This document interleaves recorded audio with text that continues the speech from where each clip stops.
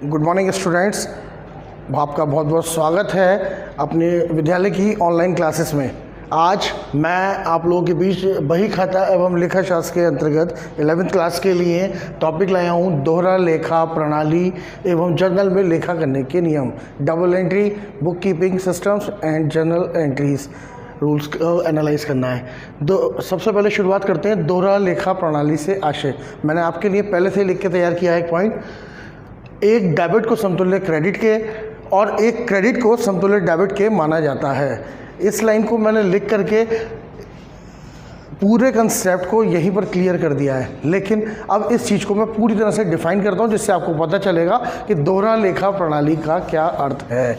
ठीक है, तो दोहरा लेखा प्रणाली यानी double entry system of book keeping वो पद्धति है जिसके अंतर्गत किसी भी प्रकार के होने वाले लेन देन, चाहे वो माल का खरीदना हो, बेचना हो, क्रय विक्रय, उधार, नकद, किसी को रुपए का देना, किसी से लेना, किसी भी प्रकार की कोई भी ट्रांजैक्शन होती है उसका लेखा दो पक्षों में दो जगह किया जाता है। अतः दोहरा लेखा प्रणाली से आशय उस पद्धति से होता है जो कि व्यापार में होने वाले लेन देन को दो साइडों में यानी दो जगह प्रविष्ट कराती है। कोई भी ट्रांजैक्शन होगी, अगर मैं आपको यहाँ एनालाइज करूँ इस चीज़ के विषय में तो थोड़ा ध्यान से देखेंगे।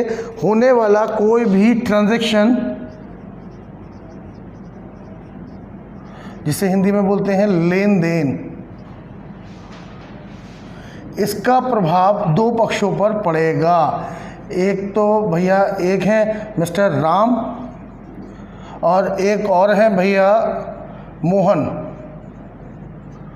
अगर इन दोनों भैयाओं के बीच में कोई ना कोई व्यवहार या वर्क हो रहा है तो इन दोनों के बीच में कहीं ना कहीं इसका डबल डिस्ट्रक्शन यानी दोहरा प्रभाव पड़ेगा ही पड़ेगा। जैसे राम ने मोहन को माल बेचा, ठीक है, तो ऐसे में राम देने वाला व्यक्ति हो गया और मोहन पाने वाला हो गया। लिहाजा ऐसे ही अगर राम मोहन को रुपया देता है या रुपया लेते हैं, दोनों एक दूसरे से कोई ट्रांजेक्ट करते हैं, तो ऐसे में दोहरा प्रभाव अवश्य ही पड़ेगा। ठीक, तो यहाँ ये बात क्लियर हो के आती है। दोहरा लेखा प्रणाली, इसको मैंने बताया आपको क्यों कहा जाता है, क्योंकि इसमें होने वाले लेन देन का लेखा दो पक्षों पर पड़ता है। ठीक है, अब आते हैं थोड़ा सा इसकी बैक काउंटिंग करते हैं, पिछले हिस्से पे पहुँचते हैं। इसका दोहरा लेखा प्रणाली का निर्माण सर्वप्रथम सबसे पहले मिस्टर ल्यूकस पैसियोली द्वारा किया गया था सन 1499 1494 में, 1494 में। ठीक है, मिस्टर ल्यूकस पैसियोली द्वारा इसका निर्माण किया गया था। ठीक है, दूसरी चीज़, उन्होंने एक बुक लिखी थी जिसका नाम था द कंप्यूटेड स्क्रिप्चर, जिसमें उन्होंने इसके सिद्धांतों का पूर्ण रूप से वर्णन किया था। वो बुक्स इतनी ज़्यादा दुनिया में चर्चित हुई, प्रचलित हुई कि तमाम लोगों ने उसके ऊपर वर्कआउट करना शुरू किया। और धीरे धीरे जब बड़े बड़े ऐसा होता है ना, योद्धाओं के पास चीज़ पहुंचती है, तो बड़े बड़े समझदार लोगों के बीच में जब वो पहुंची, बड़े बड़े वैज्ञानिक दृष्टिकोण उस पर अपनाए गए, तो समय समय पर उसमें कुछ ना कुछ अमेंडमेंट्स किए गए, सुधार किए गए, चेंजेस किए गए। उन अमेंडमेंट्स के बाद वो सुधर कर एक रूप उसने ऐसा लिया जो आज की डेट में सबसे ज़्यादा फेमस यानी चर्चित है, जिसे हम लोग आज देख रहे हैं। आज हर जगह आप जाकर देखिए, कहीं पर भी अकाउंटिंग का जो फॉर्मेट यूज़ किया जाता है वो double entry book keeping system यानी दोहरा लेखा प्रणाली ही होता है।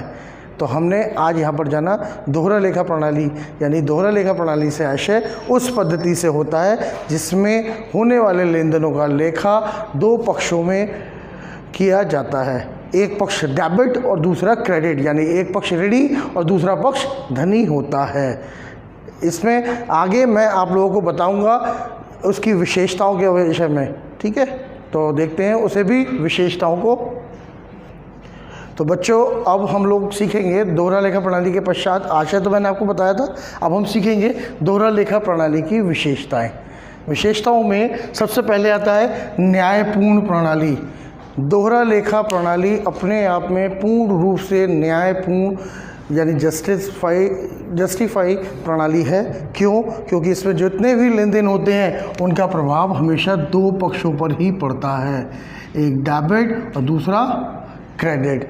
इसलिए जो भी लेन देन होंगे उसकी हर ट्रांजैक्शन का लेखा एक तरफ डेबिट में किया जाएगा और एक तरफ क्रेडिट में, जिससे ये पूर्ण रूप से जस्टिफाइड रूप से चलती है। ऐसा नहीं कि कहीं पर अमाउंट कुछ पड़ गई और दूसरी जगह दूसरी पड़ गई तो ये से कोई इफेक्ट चढ़े, ठीक है। तो इसलिए इसे माना जाता है कि पूर्ण रूप से न्यायपूर्ण प्रणाली होती है। दूसरा, दो खाते प्रभावित होना। तो दोहरा लेखा प्रणाली के अंतर्गत यहाँ पर होने वाले प्रत्येक लेन देन पर दो खातों पर असर पड़ता है। जैसे मोहन ने 10,000 रुपये का माल खरीदा, तो ऐसे में एक तरफ तो मोहन के पास माल आ रहा है तो एक प्रभाव पड़ा माल, और दूसरा प्रभाव मोहन के पास से क्या चीज़ जा रही है भाई, रुपए, ठीक है ना। तो जब रुपए जा रहे हैं तो इसके दूसरा प्रभाव माना जाएगा कि मोहन के पास से रुपया जा रहा है। तो ऐसे में दो प्रभाव हुए, माल का आना और रुपए का जाना, ठीक।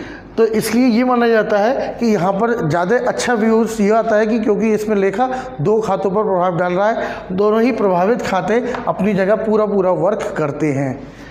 तीसरा आता है वैज्ञानिक प्रणाली। अब मैंने अभी आपको ये बात बोला कि दो खाते प्रभावित होते हैं, है ना। तो जब दो खाते प्रभावित होंगे तो लेखा दो खातों में किया जाएगा। तो ऐसा नहीं कि किसी को भी कहीं उठा करके रख दिया, नहीं। यहाँ पर जितने भी प्रकार से लेखे किए जाएंगे, चाहे वो व्यक्तिगत खाते हों, चाहे वो वास्तविक हों या नाम मात्र के खाते हों, किसी भी प्रकार के खाते हों, उसमें जब लेखा किया जाता है तो उसके अंतर्गत जो नियम फॉलो किए जाते हैं वो पूर्ण रूप से वैज्ञानिक दृष्टिकोण को दिखाते हुए बनाए जाते हैं। मीन्स किसी भी चीज़ को अगर हम डेबिट या क्रेडिट करेंगे तो उसके लिए कुछ निश्चित नियम व सिद्धांत हैं जिनके आधार पर ही उसमें लेखा किया जाता है, ठीक। तो यहाँ थी वैज्ञानिकता की बात। अब आता है निश्चित नियमों के आधार पर इसका लेखा। अभी मैंने बताया था वैज्ञानिक तथ्यों के आधार पर इसके नियम बनाए गए हैं जिसमें लेखा किया था।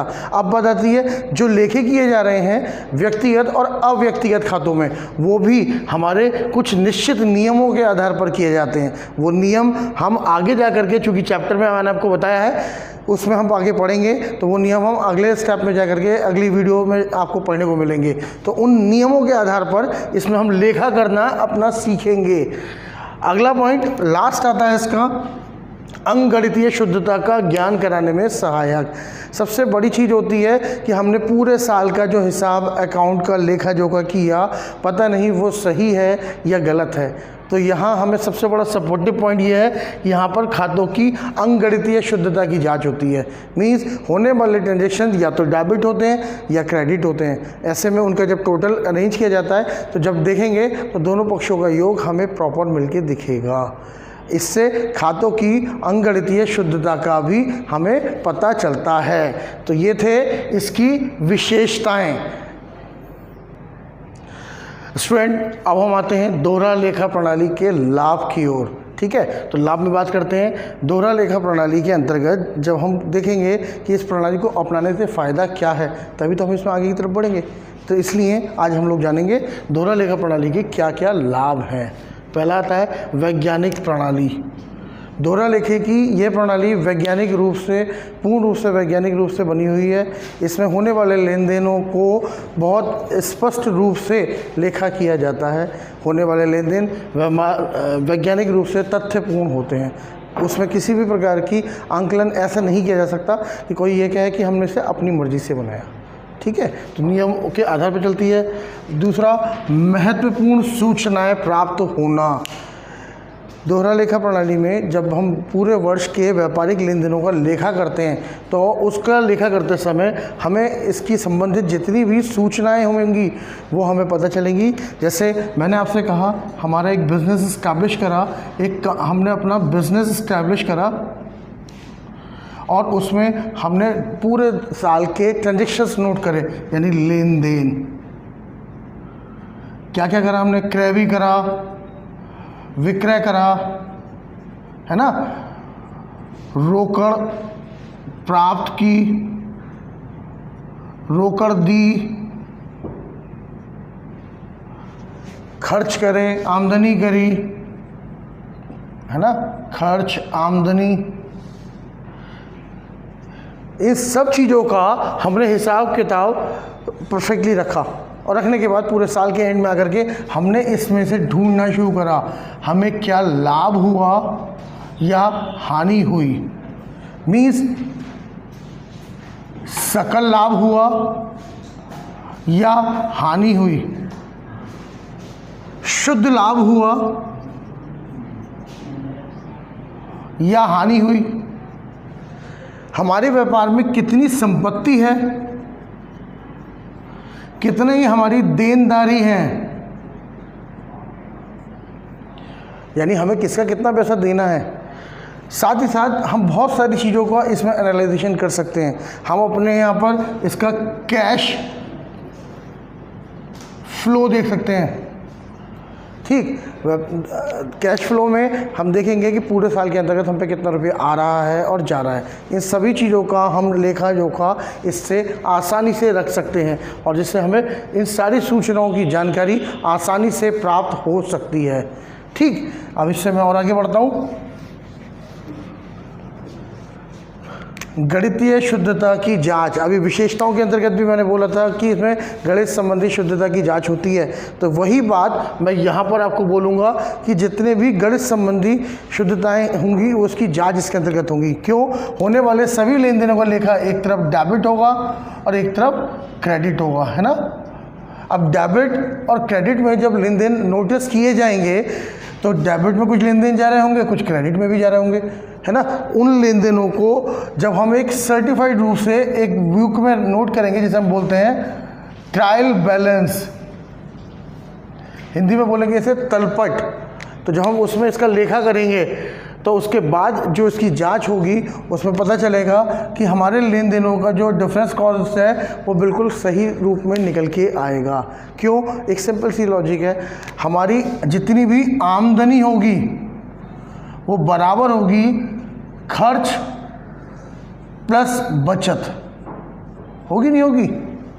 आमदनी बराबर खर्च प्लस बचत। क्या मतलब? भाई मैंने कहा मैंने 10 रुपये कमाए, उसमें से 7 रुपये मैंने खर्च कर दिए, तो मेरी बचत कितनी रही? 3 रुपये, है ना। तो अब मैं अगर इसको अकाउंटिंग बुक में सर्टिफाइड रूप से तलपट में पोस्ट करूँगा तो मैं यहाँ पर रूल्स आपको मैंने कहा ना इसके मैं बाद में बताता हुआ चलूँगा। तो यहाँ मैं बोल रहा हूँ 7 का खर्चा हुआ और 3 रुपये की हमारी बचत हुई और आमदनी करी हमने, क्रेडिट करी 10 रुपये की। तो यहाँ हमारे ट्रायल का जब टोटल लगाएंगे तो ये सर्टिफाइड हो जाएगा कि दोनों साइड से बराबर आ गया। और जब ये डिटेल हमें मिलेगी तो हमें पता चलेगा कि इसकी गणित संबंधी शुद्धता की जाँच हो रही है, यानी अंक गणितीय शुद्धता की जाँच हमने इससे कर पाएंगे। नेक्स्ट पॉइंट आता है तुलनात्मक अध्ययन संभव। हम कंपेयर डिफरेंसेस को पता लगा सकते हैं, चूंकि हम अकाउंट हर साल बनाते हैं, ईयरली बनाएंगे। तो अगर मैं आपसे कहूं आपने 2001 में 5,000 रुपये का प्रॉफिट गेन करा था, 2002 में 6,000 का प्रॉफिट गेन करा, 2007 में आते ही आपने कहा मुझे 2,000 रुपये का लॉस हो गया, है ना। और 2008 में आने पर आपने कहा मुझे 1,000 रुपये का लॉस हो गया। अब ज़रा ध्यान से सोचो, अभी तक तो व्यापारी अगर साधारण रूप से काम करने वाला व्यक्ति है तो ये कहेगा मेरा व्यापार घाटे में जा रहा है, 2007 और 8 को कंपेयर करते समय, है ना। यही तो कहेगा कि मेरा व्यापार घाटे में चल रहा है, लेकिन एक्चुअली वो घाटे में नहीं है, फ़ायदे में आ गया। क्यों? उसको पहली बार में जब 2007 देखा तो उसे 2,000 रुपये का घाटा हुआ था, और जब तुलनात्मक अध्ययन में उन्होंने चेक करा तो पता चला कि जो पिछली बार 2,000 का घाटा था उसमें से 1,000 अब रिकवर हो चुका है। जो रिकवर हो गया है यानी मिल चुका है, वो भी तो हमारा लॉस रिकवरी एक तरीके से फ़ायदा ही देगी आगे। तो क्योंकि अब वो 1,000 रिकवर हुआ है तो हो सकता है 2009 में वो 0 हो जाए और 10 में आते के साथ ही वो 1,000 का हमें फ़ायदा देना शुरू कर दे। तो जब ऐसी कंडीशन आएगी तो इस सब बातों की जांच तुलनात्मक अध्ययन से ही होती है, ठीक। अगली बात आती है विश्वसनीय खाते। खातों की विश्वसनीयता को बनाए रखना। तो नेक्स्ट पॉइंट मैं आपको अभी बता रहा था, विश्वसनीय खाते, है ना। तो दोहरा लेखा प्रणाली के अंतर्गत खातों में एक विश्वसनीयता बनी रहती है। क्यों? इसमें जितने भी लेन देन होते हैं उन सबके बिल और वाउचर्स प्रॉपर तैयार किए जाते हैं और होने वाले सभी लेन देनों का लेखा करते समय उनके बिलों को और वाउचरों को बहुत संभाल के रखा जाता है। जिस समय इसका ऑडिट होता है, जांच होती है, तो उस समय पर जो भी बंदा उसे ऑडिट कर रहा है, जैसे सीए, चार्टर्ड अकाउंटेंट इसे ऑडिट करते हैं, तो ऑडिट करते समय उन बिल और वाउचर के माध्यम से इनको जांच करते हैं और ध्यान रखते हैं। लिहाजा इससे खातों की पूर्ण विश्वसनीयता बनी रहती है। नेक्स्ट पॉइंट आता है जालसाजी और गबन की संभावना कम होना। ठीक है, तो जब हम ये बात जानते ही हैं, व्यापार में होने वाले सभी लेन देनों को जब हम पुस्तकों में सही प्रकार से लिखेंगे और रखेंगे, तो उससे हमारे को जालसाजी यानी किसी भी प्रकार की कोई बेईमानी होने के चांसेस कम रहते हैं। कैसे? अब आपके व्यापार में रोज़ाना अनेकों तरीके से आप माल खरीदते भी हैं, बेचते भी हैं, किसी से रुपये लेने हैं, किसी को देने हैं। इन सारी कॉमनवेल्थ्स को हम एकदम से याद नहीं रख सकते। लिहाजा इन लेन देनों को याद रखने के लिए उन्हें बुकों में रिकॉर्ड किया जाता है। जब वो रिकॉर्ड्स तैयार हो जाते हैं, तो आने वाले वर्किंग टाइमिंग में कभी किसी से कोई किसी बात पर मतभेद आता है, तो उन खातों के ज़रिए उन चीज़ों की जानकारी निकाली जा सकती है और होने वाले गबन से भी बचा जा सकता है। ठीक, समय और श्रम की बचत। चूँकि वर्किंग करने का तरीका बही खातों के अंतर्गत जो आता है, एक स्पष्ट इस तरीके का रूप है जो इसमें होने वाले लेन देनों को सर्टिफाइड रूप से नोट करते रहते हैं। इसमें हमारे समय और श्रम की बहुत अधिक मात्रा में बचत होती है, क्योंकि हमें बहुत अधिक मात्राओं में रिकॉर्ड को रखने की, को संभालने की ज़रूरत नहीं पड़ती है। जो भी ट्रांजेक्शन्स होंगी उन्हें हम सीमित समय में कम श्रम से कम लेबर के थ्रू इसे आसानी से कलेक्ट कर सकते हैं। प्रामाणिकता बनी रहती है, क्योंकि खातों में होने वाले लेन देनों को जब हम रख रहे हैं तो उनके बिल और वाउचर्स यानी प्रमाणकों को भी हम संभाल के रखते हैं। तो ऐसे में खातों की पूर्ण रूप से प्रामाणिकता बनी रहेगी। कभी भी कोई भी जना अगर अपने ट्रांजेक्शन्स के विषय में हमसे कोई सर्टिफिकेशन कहता भी है कि भाई ये माल मैंने आपके से इतने का नहीं खरीदा था, आपसे मैंने ये माल कम खरीदा था या ज़्यादा खरीदा था, या आपने मुझे पहले 10 रुपये का रेट लगाया था और आज आप मुझे 12 रुपये का क्यों लगा रहे हो, तो इस विवादों के लिए हमारी पूर्ण प्रमाणिक रिकॉर्ड हमारे पास पड़े होते हैं, जिनके माध्यम से हम इस विवाद को भी हल कर सकते हैं। प्रमाण के रूप में प्रस्तुति। कभी कभी लोगों के बीच व्यापार को लेकर के विवाद हो जाते हैं जो इतना अधिक बढ़ जाते हैं कि जिनकी कोर्ट में जज के सामने पेशी होनी पड़ जाती है। तो लिहाजा ऐसे में इन विवादों के समय जब इनका निपटारा किया जाता है तो ये कोर्ट में साक्षी के रूप में भी यानी प्रमाण के रूप में भी वर्क करते हैं। लिहाजा सर्टिफाइड अकाउंट्स जो हमारे सीए के द्वारा किए जाते हैं वो हम उन्हें वहाँ पर प्रस्तुत कर पाएंगे या कर सकते हैं। लोचदार प्रणाली, ये दोहरा लेखा प्रणाली का सबसे अच्छी और सबसे बड़ी विशेषता है। इसे एक छोटे से छोटा दुकानदार से लेकर के एक बृहद कंपनी वाला बंदा भी रखता है। अपनी आवश्यकताओं के अनुसार इसमें बुक्स को घटाया व बढ़ाया जा सकता है, या ऑपरेटर्स जैसे हम कहते हैं अकाउंटेंट्स, उनको भी इसके अनुरूप यूज़ किया जा सकता है। तो ये इसकी कुल मिलाकर के कम्प्लीटली 10 विशेषताएं मैंने आप लोगों को बताई हैं। 10 लाभ दोहरा लेखा प्रणाली के मैंने बताए हैं। इनको आप लोग ध्यान से पढ़ लीजिएगा और इसका PDF मैं आपको इसके साथ अलग से अटैच कर दूंगा। जो भी इसमें परेशानी हो आप उसे ध्यान से देखिए, रीड करिए। आशा करता हूँ आपकी समझ में आया होगा। धन्यवाद।